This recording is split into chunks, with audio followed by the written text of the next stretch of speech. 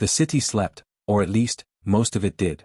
The hour had bled past midnight, and a savage, late autumn storm was punishing the streets. Rain didn't fall, it was hurled in thick, angry sheets by a wind that howled like a wounded animal. Streetlights flickered, their weak glow swallowed by the oppressive darkness. In this chaos, a lone figure ran, a small bag clutched to her chest like a shield. Zara, her coat soaked through and her hair plastered to her face, was desperate for shelter. Her eyes, stinging from the rain, scanned the towering buildings, all of them dark, silent monoliths offering no comfort. Then she saw it. A single beacon. At the very top of the Sterling Enterprises tower, a light was on, a bright, unwavering square in the vast, black canvas of the skyscraper. Hope, fierce and sudden, flared in her chest. She pushed against the wind, her shoes sloshing through deepening puddles, and stumbled towards the heavy glass doors of the main entrance. One of them, to her shock, was slightly ajar, perhaps left unlocked by a hurried cleaner fleeing the storm. She slipped inside, the sudden silence ringing in her ears. The lobby was a cavern of polished marble and shadows. The only light came from a security lamp, casting long, distorted shapes across the floor. Zara shivered, her wet clothes clinging to her icily. She was just catching her breath, wondering what to do next, when a noise from above made her freeze. A door clicked open. Footsteps, firm and deliberate, echoed on the grand staircase that swept down into the lobby. A man descended, his form emerging from the gloom. He was tall, dressed in a suit that, even in the dim light, looked expensive and impeccably tailored. This was Caspian Sterling. His face was all sharp angles and tension, his jaw tight. His eyes, a cool, piercing shade, fixed on her immediately, and they were not friendly. He radiated an energy of controlled anger and immense pressure. "This is a secure building," his voice cut through the quiet, cold and flat. "You are trespassing." He didn't ask who she was, he made a statement of her crime. Zara's heart hammered against her ribs. The storm, the door was open, she stammered, holding up her bag. "I just needed to get dry for a minute." Caspian's gaze didn't waver. He stepped closer, his eyes dropping to the bag she held. "What's in there?" Instinctively, she hugged it tighter. "It's nothing. Just my things." His hand was already moving, not to grab her, but to take the bag. It was an act of authority, not a request. Before she could protest, he had it.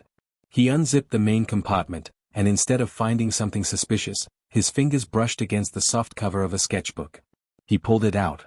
It was worn, the cover slightly warped from use. He opened it. The pages came alive. They were not simple drawings. They were explosions of imagination. Fantastical creatures with wings of intricate lace curled next to detailed blueprints for impossible treehouses. Cityscapes were reimagined with flowing, river-like streets, and portraits captured not just faces, but emotions with a few, powerful lines. This was Zara's world, her soul, laid bare on paper. Caspian stared, his stern expression flickering. He was a man of numbers, of logic, of cold, hard profit margins. This raw, untamed creativity was a language he didn't speak, but one he suddenly, desperately needed to understand. The pressure from his father, Mr. Sterling, was a constant, suffocating weight. "You are a machine, Caspian, efficient but unlovable. You lack heart. You lack creativity. Find it, or your position here will be reconsidered." The ultimatum had haunted him for weeks. He looked from the breathtaking art to the shivering, defiant young woman before him. A wild, calculated idea formed in his mind, a solution as unorthodox as the drawings themselves. "You're an artist," he stated, his voice losing some of its ice. Zara just nodded, confused. "I have a proposition for you," Caspian said, closing the sketchbook with a soft thud. "A business contract. You will become my new personal assistant. Publicly.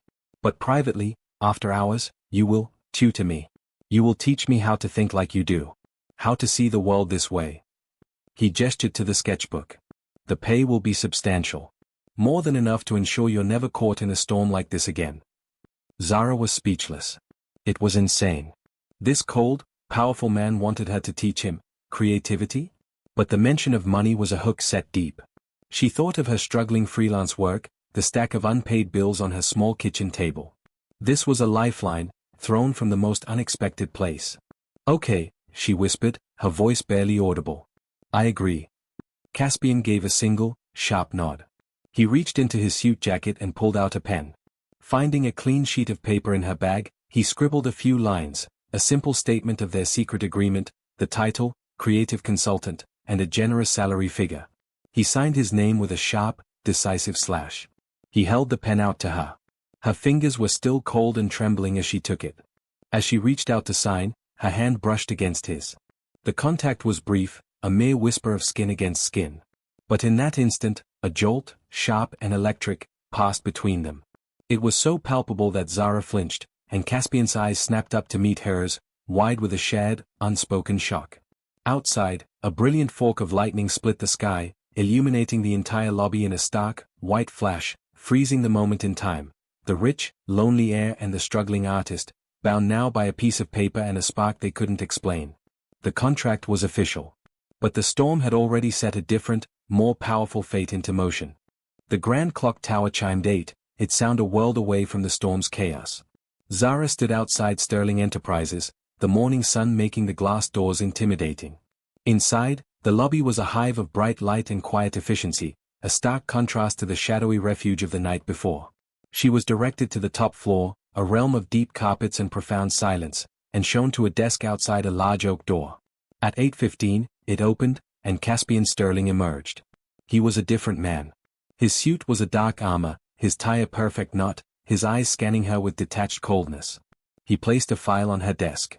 The quarterly reports, Ms. Reed. Cross-referenced the figures. My coffee is black. No sugar. He retreated into his office, the door clicking shut. The message was clear, the strange intimacy of the night was over. The day was a lesson in silent tension. Zara fetched coffee, organized files, and typed memos under Caspian's distant gaze. He was a machine of efficiency, and she was a component. The man from the storm was locked away. When 5 o'clock came, the office emptied. Zara remained, unsure. Finally, at 6, his door opened. Caspian stood there, jacket and tie gone, the rigid executive replaced by the hesitant man from the storm. He led her to a small conference room where he had set out paper and pencils. Where do we begin? He asked, his voice stripped of its corporate authority. Zara decided to start simply. We begin by unlearning. She asked him to draw his hand, not perfectly, but the feeling of it. Caspian picked up a pencil as if it were a weapon. His grip was too tight, his lines hesitant and scratchy. After minutes of struggle, he slammed the pencil down. This is pointless. I can't do it. Zara didn't scold him. Instead, she reached over and gently pried the pencil from his tense fingers. You're holding it like it's a weapon. It's just a pencil. She then did something simple. She reached out and took his wrist, guiding his hand back to the paper. His skin was warm. She felt him tense, but she didn't let go. Just feel the paper. Make a mark without thinking. She moved his hand, and a soft, sweeping curve appeared on the page. It was the first confident line he had made. The air in the room shifted. The professional barrier developed its first, hairline crack. This small success changed everything. Caspian began to relax. He stopped trying to draw perfectly and just moved the pencil. They started talking. He asked why she loved art. She spoke of freedom, of creating worlds. He, in turn, spoke of the pressure of his legacy, the weight of a life where every action needed a measurable outcome. For the first time, Zara saw not a cold billionaire, but a lonely man. The clock ticked past 9, but they didn't notice. The sterile room had become a sanctuary. When they finally left, the city was glittering. They walked to the parking garage in a comfortable silence. At her car, they stopped. The space between them felt charged. Caspian turned to her. His eyes, so cold that morning, were now soft. He didn't speak. He slowly raised his hand and gently tucked a stray strand of hair behind her ear. The touch was fleeting, a whisper of contact, but it sent a wave of warmth through Zara. It was a touch that had nothing to do with a contract. Good night, Zara, he said, her name a secret on his lips. He walked away, leaving her, her heart pounding, her skin tingling from a touch that had changed everything. The fragile peace of their secret nights began to reshape the harsh geometry of their days. The following morning, when Zara placed his black coffee on his desk, Caspian did not merely offer a curt nod. His eyes, for the briefest of moments, met hers, and in that fleeting glance was a shared secret, a silent acknowledgement of the connection forged in the soft light of the conference room. The Ms. Reed he used still held its professional distance, but the ice in his tone had thawed by a critical degree. The office, once a cage of silent rules, now hummed with a hidden, thrilling current that only the two of them could feel. Zara found herself noticing the small things, the way he would occasionally run a hand through his hair in a gesture of frustration that was now endearingly familiar, the subtle shift in his posture when he was thinking, a posture she had seen up close as he struggled with a charcoal pencil. The fortress was still standing, but she now knew the man living inside it. Their nocturnal sessions became the anchor of their existence. They abandoned the sterile conference room for the relative comfort of his vast office, the city lights spread out below them like a carpet of fallen stars. The lessons evolved. It was no longer just about drawing. Zara brought in clay one evening, and they sculpted shapeless, abstract forms, their fingers occasionally brushing in the cool, malleable material. Another night, she had him describe a piece of classical music not in terms of notes or composers, but in colors and textures. He struggled, he fumbled for words, but he tried. For her. And in trying, he opened up parts of himself he had sealed shut for years. He spoke of the crushing loneliness of his position, the constant, gnawing pressure to be perfect, to be a sterling. He confessed he had never had a friend, only allies and adversaries. Zara, in turn, shared her fears, the terror of her financial instability, the dream of having her own art studio that seemed forever out of reach, the vulnerability of putting a piece of your soul on display for the world to judge. In the quiet intimacy of the night, they were not a billionaire and a struggling artist, they were simply two lonely souls finding a home in each other's broken pieces. The fragile world they built was shattered by a single, terse email. Mr. Sterling was arriving for an unexpected review. The pressure, which had been a distant specter, suddenly materialized into a tangible, imminent threat. Panic, cold and sharp, gripped Caspian. The creative, relatable man Zara had nurtured receded, and the cold executive snapped back into place, but this time, he was desperate. He's coming to see if I've improved. If I've become more human, Caspian said, his voice tight with anxiety as he paced his office. We need a project. Something groundbreaking. Something he would never expect from me. The we did not escape Zara's notice. It was no longer his burden alone. For the next week, their lives became a whirlwind of clandestine collaboration. By day, Zara performed her regular duties with flawless efficiency, a model employee. By night, they worked side by side, often until dawn, their bodies fueled by coffee and a shared, desperate purpose. Zara's creativity flowed freely, a river of ideas for a new corporate sustainability initiative that was less about profit and more about genuine legacy. She sketched designs for green spaces on corporate campuses, concepts for community partnerships that were heartfelt, not just financially prudent. Caspian, using his sharp business acumen, shaped her wild, beautiful ideas into a solid, persuasive business plan. They were a perfect team, his structure giving form to her passion. During these long nights, the space between them evaporated. They would pass sketches back and forth, their fingers touching. They would lean over the same document, their shoulders brushing, the scent of her shampoo a constant, distracting fragrance in his personal space. The air in the office grew thick with unsaid things, with a magnetic pull that was becoming impossible to resist. The night before Mr. Sterling's arrival, they finally finished. The presentation was a masterpiece, a blend of heart and strategy that was undeniably brilliant. Exhaustion clung to them both, but it was a triumphant exhaustion. They stood by the massive floor-to-ceiling window of his office, looking down at the sleeping city. The silence between them was no longer comfortable, it was heavy, charged, and potent. The success of their project, the intensity of their shared struggle, and the raw vulnerability of the past weeks converged into this single, perfect moment. Caspian turned to look at her. The city lights reflected in his eyes, but they were softer now, full of an emotion that had nothing to do with business. He saw the tired smudges under her eyes, the way a strand of hair had escaped her ponytail, and she had never looked more beautiful to him. Zara, he whispered, her name a prayer on his lips. He raised a hand, his fingers gently cupping her jaw, his thumb stroking her cheek. His touch was infinitely tender, a question. Her breath hitched, her eyes fluttering closed for a second. She leaned into his palm, her own answer clear. He began to lean in, slowly, giving her every opportunity to pull away. She didn't. She rose onto her toes, her eyes closing, her lips parting slightly. The distance between them closed, millimeter by agonizing millimeter, the world narrowing to the space of a single, imminent kiss. Their breath mingled, warm and promise-laden. His lips were a whisper away from hers, the culmination of every stolen glance, every accidental touch, every shared secret. And then, the sound. A harsh, rattling clatter erupted from the hallway, followed by the booming voice of the night cleaning crew. "This one's done, move the cart." The spell shattered like glass. They sprang apart, hearts hammering not with passion, but with the shock of interruption. The moment was gone, severed by the brutal axe of reality. They stood there, breathless and flushed, staring at each other across a chasm that had been a hair's breadth from closing. The almost kiss hung in the air between them, a ghost of what might have been, a silent, aching promise that had been made and broken in the same instant. The morning of the review dawned with a tension so thick it felt difficult to breathe. The air in Sterling Enterprises was no longer charged with secret promise, but with a palpable, corporate dread. Zara sat at her desk, her hands cold and clasped tightly in her lap. She could hear the low, muffled rumble of a man's voice from behind Caspian's oak door, a voice that was deeper and harder than his own. Mr. Sterling had arrived.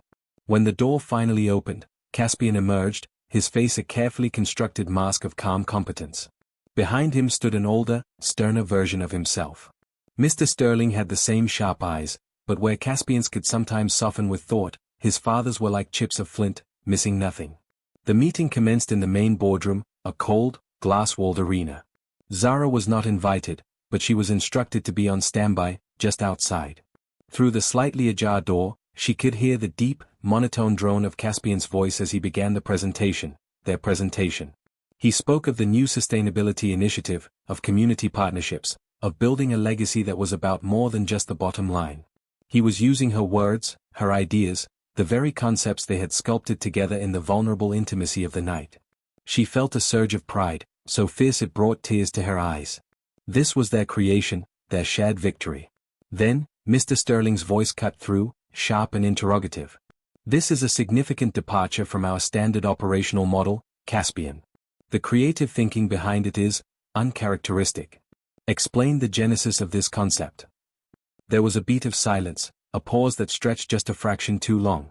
Zara held her breath, waiting, hoping, praying to hear him say her name. To hear him acknowledge their partnership, their collaboration, the truth of what they had built together. Instead, his voice came, clear and firm. "It was a logical evolution, Father. After analyzing market trends and studying the long-term branding benefits of philanthropic engagement, the strategy became self-evident. I developed the framework and oversaw the execution of the details." The words landed like physical blows. I developed. I oversaw. Zara felt the air leave her lungs. The pride she had felt curdled into a sickening ache in the pit of her stomach. He had taken it all, every sketch, every late-night idea, every piece of her soul she had poured into the project, and he had claimed it as his own solitary genius. The connection she thought they had, the trust that had felt so real in the dark, had been nothing more than a tool for him. She was just a resource, a ghostwriter for his corporate salvation. The meeting concluded. Mr. Sterling emerged first, a rare, grim smile of approval on his face as he clapped his son on the shoulder. "This is the kind of forward thinking this company needs. Well done." He left without a single glance in Zara's direction. Caspian stood in the hallway, the picture of success, but his eyes found hers, and in them was a tumultuous storm of guilt and something else, fear. The moment the elevator doors closed on his father, Zara stood up, her body trembling with a cold, quiet fury. She walked into his office, and he followed, closing the door. "You lied," she said, her voice dangerously low. "You stood in there and you took credit for everything. You made it sound like you did it all alone." Caspian ran a hand through his hair, his composure cracking. "Zara, you don't understand the pressure he puts on me. He would never have accepted it if he knew it came from an assistant. He would have seen it as a weakness." "An assistant?" The word was a lash. "Is that all I am? Was everything just research for you? A way to get what you needed from me?" Her voice broke on the last word, the memory of their almost kiss a fresh, painful wound. Seeing her pain, seeing the entire carefully constructed facade threaten to collapse, Caspian retreated into the only persona he knew how to wield under pressure, the cold, defensive executive. The man from the storm, the man from the nights, vanished. "This was a business arrangement, Zara," he said, his voice hardening, becoming the one he used on incompetent contractors. "A contract. You were paid handsomely for your creative services. I never promised you anything more." The cruelty of the statement, the deliberate erasure of all that had passed between them, was more than she could bear. The spark in her eyes, the one he had worked so hard to ignite, died, replaced by a flat, hollow grief. She looked at him, truly looked at him, and saw a stranger. "Okay," she whispered, the fight gone from her. She walked to her desk, her movements robotic. She opened a drawer, took out her worn sketchbook, and placed the company ID badge on top of it. "Then the deal is over." She didn't look back. She walked out of the office, out of the lobby, and into the anonymous flow of the city, leaving Caspian standing alone in the suffocating silence of his triumph. He stood there for a long time, the echo of the closing door ringing in his ears. The office was pristine, perfect, exactly as his father demanded. On the corner of Zara's deserted desk, she had left a single, crumpled piece of paper. He walked over and smoothed it out. It was one of their first practice drawings from the conference room, a messy, chaotic tangle of charcoal lines that she had guided his hand to make. At the time, it had felt like freedom. Now, it was just a scribble. It was the most valuable thing in the room, and it was a monument to everything he had just destroyed. The victory felt like ashes in his mouth. He had secured his future, and in doing so, he had shattered the only thing that had ever made it feel worth living. The victory was absolute, and it was utterly hollow. The week that followed Zara's departure was the longest of Caspian's life. His father was pleased, the board was impressed, and his position as heir was more secure than ever. The office, however, had become a tomb. The silence was no longer comfortable, it was a heavy, accusing presence.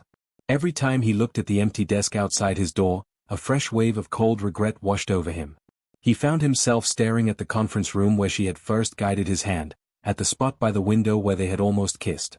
Her absence was a physical ache, a constant reminder of the warmth and color she had brought into his meticulously ordered, gray world. He tried to lose himself in work, but the numbers and reports felt meaningless. The creative project he had stolen now felt like a monument to his own cowardice. He had won the battle his father had set for him, but he had sacrificed his own soul to do it. The rain started on the 8th day, a gentle, persistent drizzle that mirrored the gloom that had settled over him. It was late, and he was sitting in his office, the financial statements before him a blur of meaningless figures. His eyes fell upon the single, crumpled drawing Zara had left behind. He picked it up, the charcoal smudging slightly under his thumb. It was the chaotic, looping sketch from their first real lesson, the one she had made by guiding his hand. He remembered the feel of her fingers on his, the shock of that simple contact, the way her calm voice had quieted the storm in his mind. He thought of her laughter, of the way her eyes lit up when she talked about her art, of the incredible strength it took to be so vulnerable in a world that rewarded hardness. He had taken that light, and he had extinguished it. The contract was over, but the debt he owed her was greater than any sum of money. It was a debt of truth. Without another thought, he stood up, the decision crystallizing in his heart. He didn't take his coat. He didn't call his driver. He ran. He burst out of the building and into the downpour, the cold rain instantly soaking through his expensive suit. He ran through the slick, empty streets, his breath coming in ragged gasps, not caring about the water or the cold or the absurdity of a man like him running through the city like a madman. He only knew he had to get to her. He had to see her. He had to find the words he should have said a week ago. He finally reached her apartment building, a modest place he had only known from the address in her employee file. He stood in the small courtyard, the rain plastering his hair to his forehead and streaming down his face, indistinguishable from the tears of frustration and remorse that he finally allowed to fall. The door to the building opened, and Zara stepped out, a small trash bag in her hand. She froze when she saw him. He was a wreck, standing in the pouring rain, his clothes ruined, his chest heaving. For a long moment, they just stared at each other, the rain drumming a frantic rhythm on the pavement between them. He took a step forward, his voice raw and broken when he finally spoke. "I was wrong," he said, the words simple and direct, carrying the weight of his entire being. "The contract is over. The job, the lessons, it's all over. But these feelings? Zara, what I feel for you, that is the most real thing that has ever happened to me. I was a coward. I was so afraid of losing my father's approval that I was willing to lose you. And I have never made a worse mistake." He took another step, now close enough for her to see the utter sincerity in his rain-filled eyes. "I don't want a creative consultant. I don't want an assistant. I just want you. I love you." Zara stood, rooted to the spot, the trash bag forgotten at her feet. She saw the pain in his eyes, the absolute vulnerability he was offering her. This was not the cold executive or the hesitant student.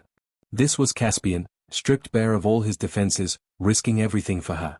The anger and the hurt she had carried for a week began to dissolve under the gentle, relentless rain, washing away the pain and leaving behind only the truth of what they had built.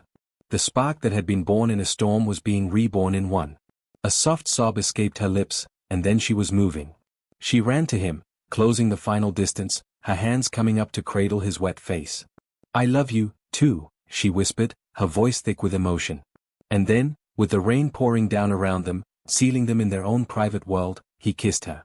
It was not a hesitant, almost kiss. It was a claiming, a promise, a confession all in one. It was deep and passionate and full of all the words they had been too afraid to say. His arms wrapped around her, pulling her tightly against him as if he would never let go, the heat of their bodies a stark contrast to the cool rain. They kissed until they were breathless, until the past was forgiven and the future was all that remained. When they finally broke apart, they were both drenched and shivering, but they had never felt warmer. He held her face in his hands, his thumbs stroking her cheeks. "Come home with me," he whispered. "Our home." She nodded, a radiant, tearful smile breaking through on her face.